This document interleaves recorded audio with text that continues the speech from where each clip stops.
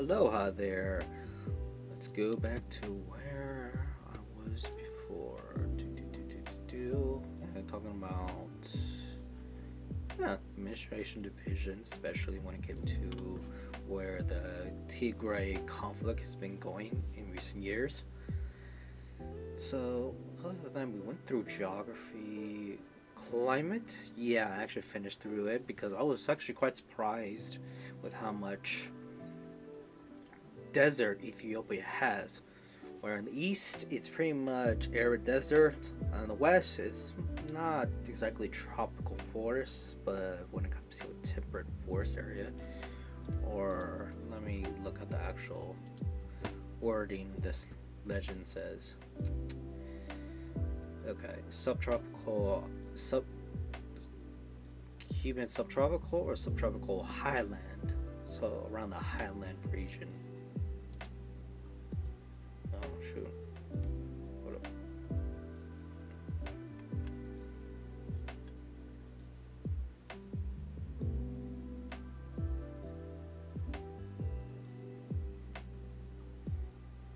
Yeah, hold up for a second.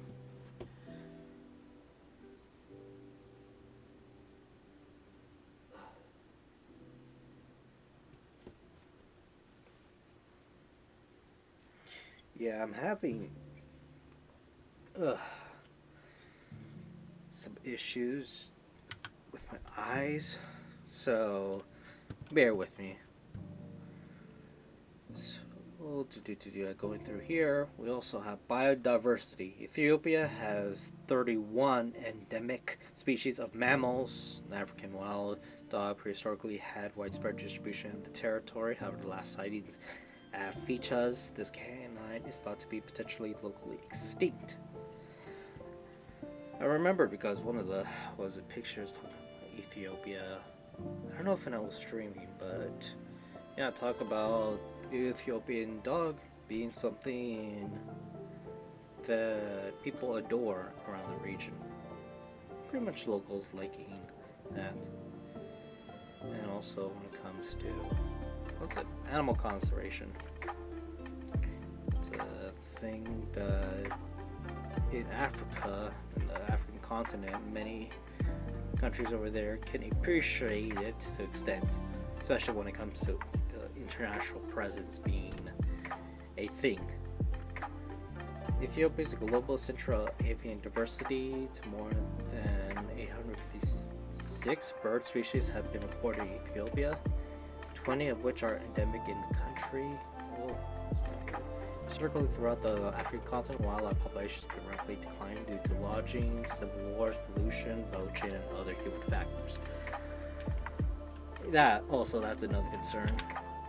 Especially with Africa being a growing place, they want to make sure that the natural beauty of the African safari and its wildlife and plant life, its biodiversity, doesn't change for the worse like other countries.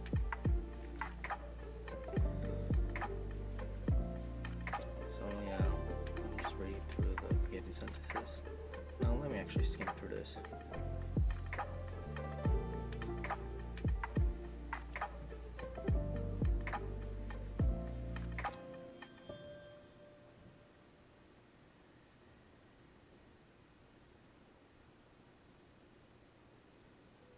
Alrighty, Ethiopia has many species listed as critically endangered and vulnerable to global extinction. They're under categories like critically endangered, and vulnerable. Ethiopia is one of the 8 fundamental independent centuries of origin for cultivated plants in the world. However, deforestation is a major concern for Ethiopia. Studies suggest loss of forest contributes to soil erosion, loss of nutrients in the soil, loss of animal habitat, and reduction in the biodiversity. And along with Ethiopia loses an estimated, when it comes to natural forests. Current government programs to control deforestation consist of education, promoting reforestation programs, and providing raw materials which are alternatives to timber. And organizations such as SOS and Farm Africa are working with the federal government and local governments to create a system of forest management. Working with grants of approximately 2.3 million euros, the Ethiopian government recently began training people on reducing erosion and using proper irrigation techniques that do not contribute to deforestation. This project is assisting more than 80 communities. Now looking through the pictures on the right side, a wall Ibex in Semien Mountains National Park, one of the national symbols of Ethiopia, only found in the northern parts of the country. The Afar Depression is the second lowest point on the planet Earth. The country's lowest point, it does not have lots of biodiversity compared to the rest of the country. Economy, alright, I can skim through this one.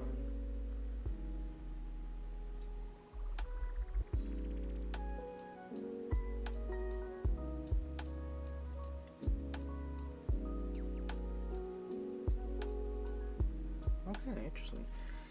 So Ethiopia was one of the fast-growing economies in the world when it came in 2004 and through 2009. Well, that's one thing. So around the 2000s started growing. And 2008, 2011, Ethiopia's growth and performance and considerable development gains were challenged by high inflation and a difficult balance of payment situation. So yeah, when it came to that, focused investment in public infrastructure and industrial parks, Ethiopia's economy is addressing its structural problems to become a hub for light manufacturing in Africa. So what is it? Yeah, there's laws related to it. What is it? The Ethiopian government specifies the right of own land, but some manipulation and find some loose and law allow people to own the land for 99 years. Land distribution and administration is considered an area where corruption is industrialized, and facilitation payments as well as bribes are often demanded when dealing with land-related issues, as there's no land ownership. Industrial projects are most often simply done without asking the land users, which then end up being displaced and without a home or a land. And it causes lots of people to lose their land, places where they live, and it creates a lot of issues with the local population. So when it came to deforestation, infrastructure is something that in the economy it is thriving, yet at the expense of other locals, people living in the area. Energy and hydropower.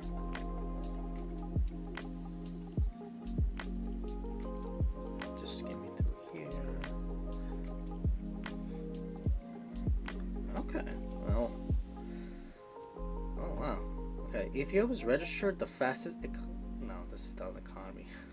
My mistake. Ethiopia has 14 major rivers flowing from its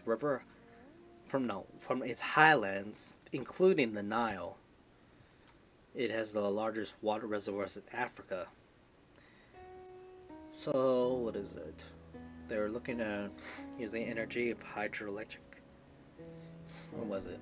Hydropower energy to help out Ethiopia's infrastructure, their economy. Ethiopia delivers roughly 81% of water volume to the Nile through the river basins of the Blue Nile, Sombed River, and Altabara. So, Ethiopia is in the process of constructing a large 6,450 megawatt hydroelectric dam on the Blue Nile River. When completed, this giant Ethiopian Renaissance Dam is slated to be the largest hydroelectric power station in Africa. And the Gibbon, that's what's referring to, the Gibbon third hydroelectric project is so far the largest of the country, which an installed capacity of 1,870 megawatts for the year 2017 through 18. This hydroelectric dam generated 4,900 gigahertz, or gigawatt times hertz. So they're building a giant hydroelectric dam than the GIP-3. It's going to be its predecessor, GIP-3. And also goes to show that, well, when it comes to their economic infrastructure, hydropower is one thing to focus on. Agriculture. No, wait. Agriculture consists around 85,000 of the labor force. 85% of the labor force.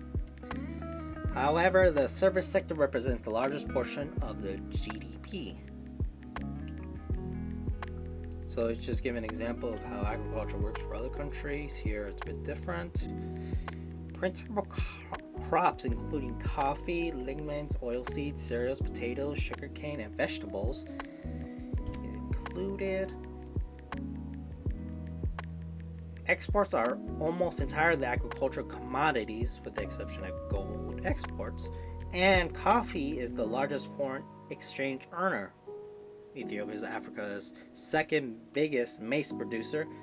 According to the UN estimation, the per capita GDP of Ethiopia has reached 357 as of 2011. Now we're on to exports. Okay, largest food cattle cross border trade.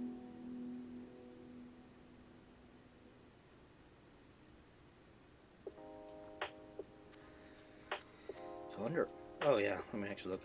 Pictures, my bad. Teff field near Mojo, a highland area, and a factory in Douala, Ethiopia, one of the largest economic cities. An Ethiopian logistics ship cargo dock at the Red Sea. The development of GDP per capita. There's a graph showing. And the Afar Depression is the second lowest point on the planet Earth. The country's lowest point. It does not have lots of biodiversity compared to the rest of the country. Yeah, I actually just threw these pictures. And yeah. Okay, so Ethiopia is very diverse. So understanding that the climate, east is desert, west is highland forest, then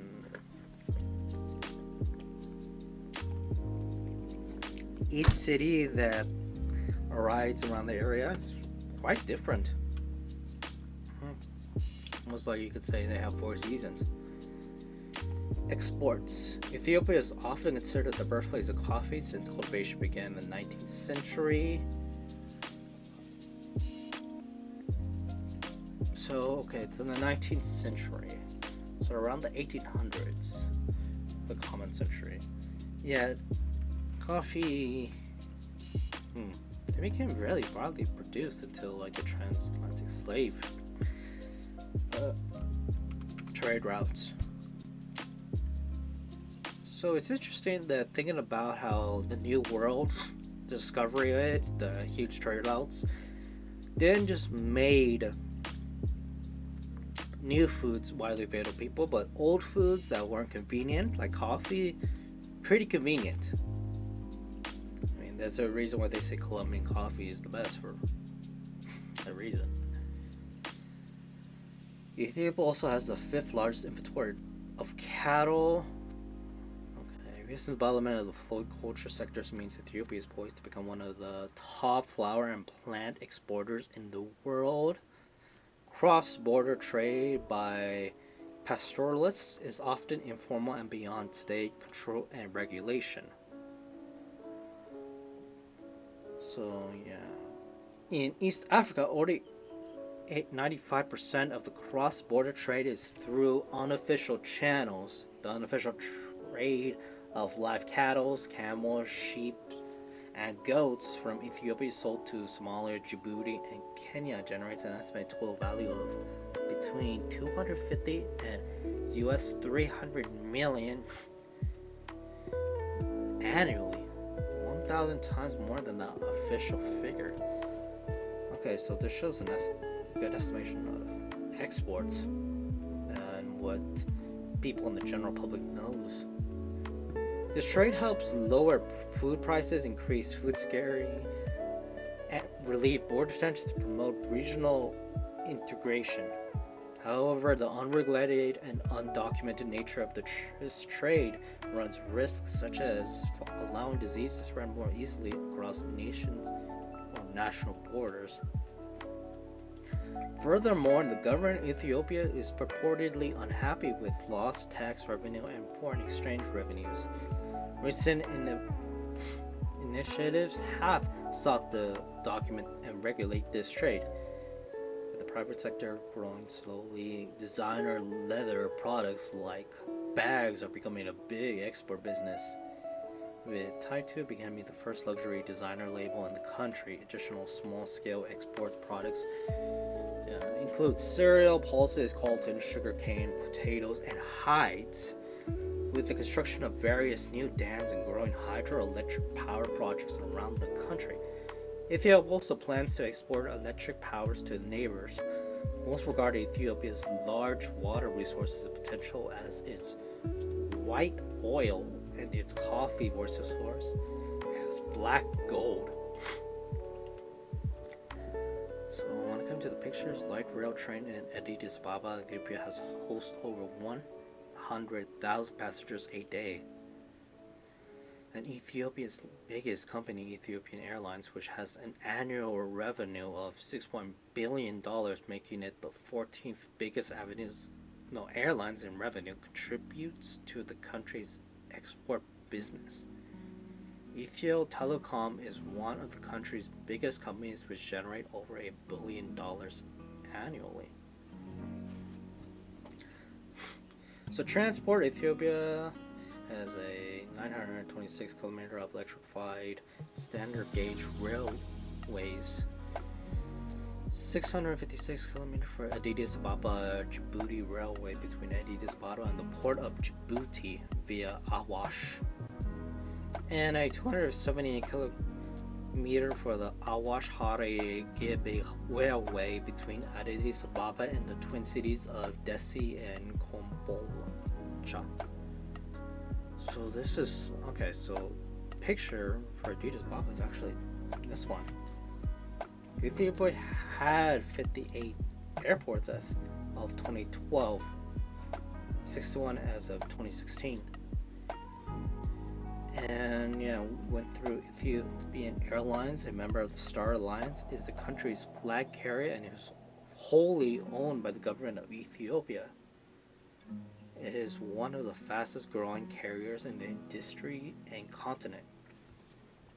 So one of the biggest airlines in Africa, a whole giant continent, is state owned by the Ethiopian government.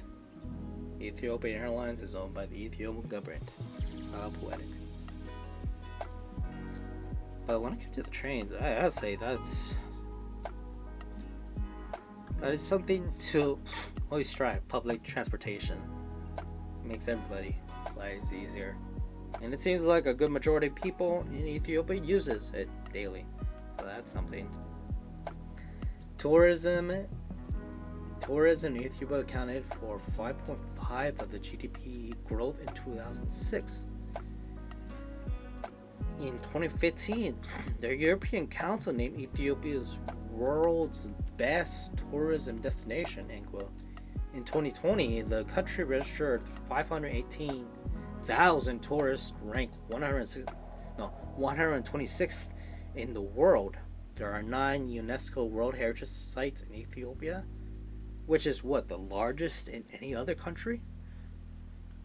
I think not just in Africa. And if I remember, it is the second largest place that had UNESCO sites. I said that Egypt might be the first, but what else? I had the other page saved. Let me also look through this page when I finish this. Ruins of Aksum, Fasil, the lower valley of Awash.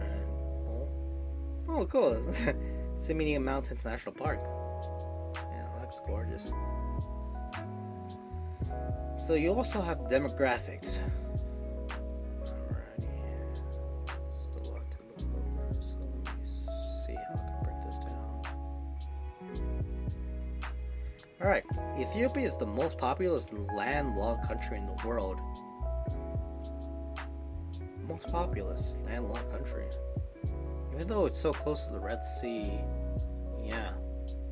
Eritrea owns that part, and Somaliland owns the other. So the population growth rate is among the top 10 countries in the world. And according to UN estimates, nation's life expectancy have improved significantly in recent years, with male life expectancy exported. Something's up with me today. Feels like something's stuck in my throat, body. Alright. Ethiopia's population is highly diverse. Did I read through this or no? Let me finish this. My bad. Life expectancy have improved substantially in recent years, with male life expectancy reported to be 56 years and for women 60 years. Ethiopia's population is highly diverse, containing over 80 different ethnic groups, the four largest of which are the Oromo, Amhara, Somali, and Tigrayans. Under the Ethiopian National Census of 2007, the Oromo are the largest ethnic group in Ethiopia at 34.4% of the nation's population. Okay, so everything is in a graph here in this picture. Afro-Semitic speaking communities make up the majority of the population. The Arabic form of the term Al-Habasha is the etymological basis of Abyssinia, the former name of Ethiopian English and other European languages.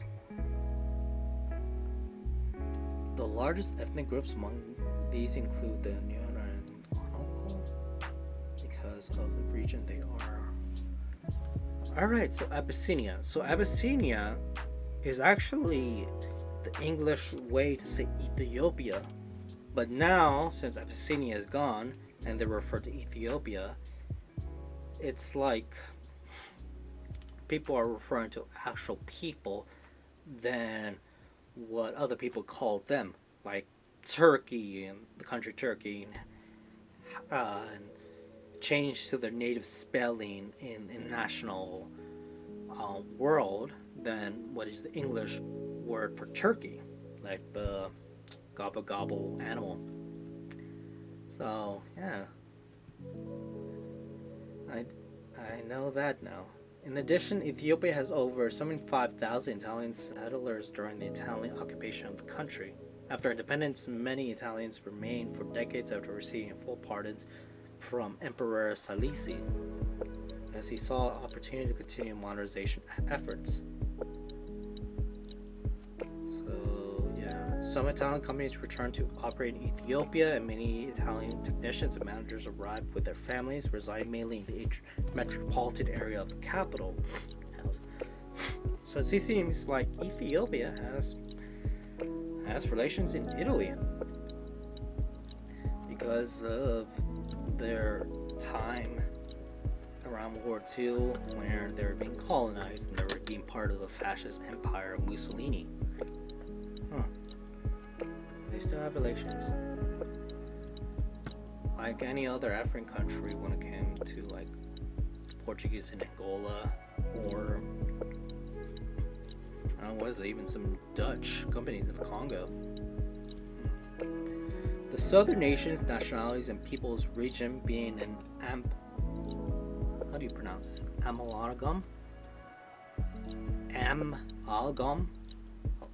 Amalgam of the main homelands of numerous ethnicities, containing over 56 indigenous ethnic groups. In 2009, Ethiopia hosted a population of refugees and asylum seekers numbering approximately 135 and 200. The majority of the population came from Somalia, Eritrea, and Sudan. The Ethiopian government required nearly all refugees to live in refugee camps. Alright, so looking at the picture, Oromo is the biggest, along with Amhara and then Somali. Tigray is the fourth largest, but everything is a small population. Others, 9.3, is referring to immigrants, expats, people working in Italian government, other European, and perhaps even Asian industries. And talk much about the relationship with other countries. So, yeah. But the Oromo is the largest ethnic group in Ethiopia.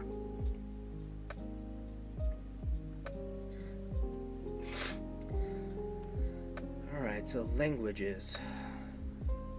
According to ethnology, there are 90 individual languages spoken in Ethiopia. Most people speak in the Kushtic or Semitic branches, spoken by the Oromo, and Somali, spoken by the Somalis. The latter include Amharic. Together, these four groups make up the 3/4 of Ethiopia's population.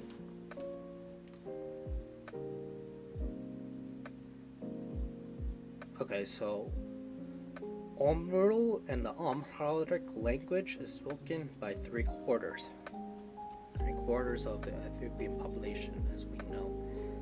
Other Afro-Semitic languages with a significant number of speakers include the Kushtic, Sidamo, Afar, Hadia, and Agna languages. Alright.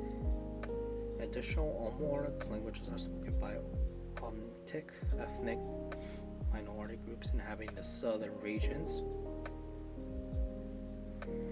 English is the most widely spoken foreign language. The medium of instruction in secondary schools and other territorial education. Federal laws are also published in British English in the Federal Nagarit Gazette, including the 95 Constitution that included it.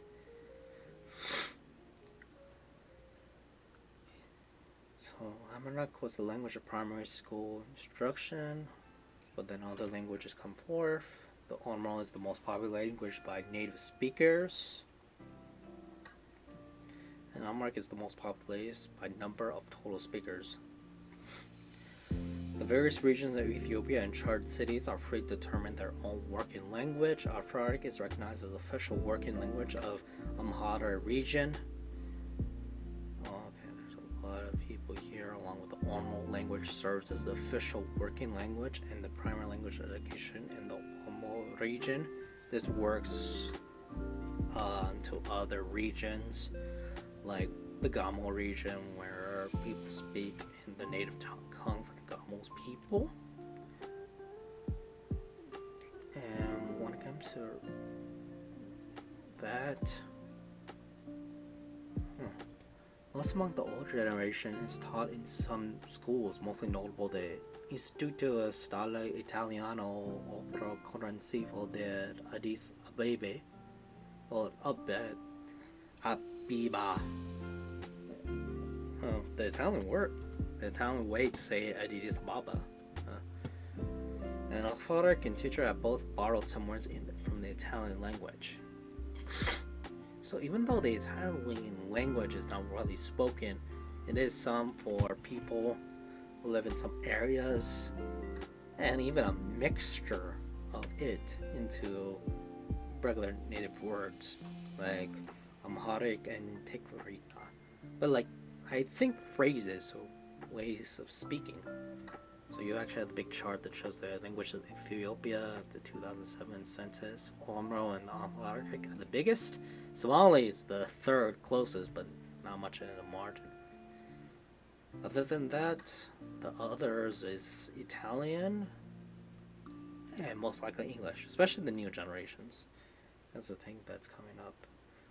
Alright, looks like I'm about to run time. Let's see what else I have. I still got a lot more. So yeah, I could definitely go through here next time. What is it? Script? It's a the project that gives a script. Okay, so this is referring to language piece. I wonder what that be. But anyway, I'll look through that next time along with the Rural Heritage Site. And, well, next time. Aloha.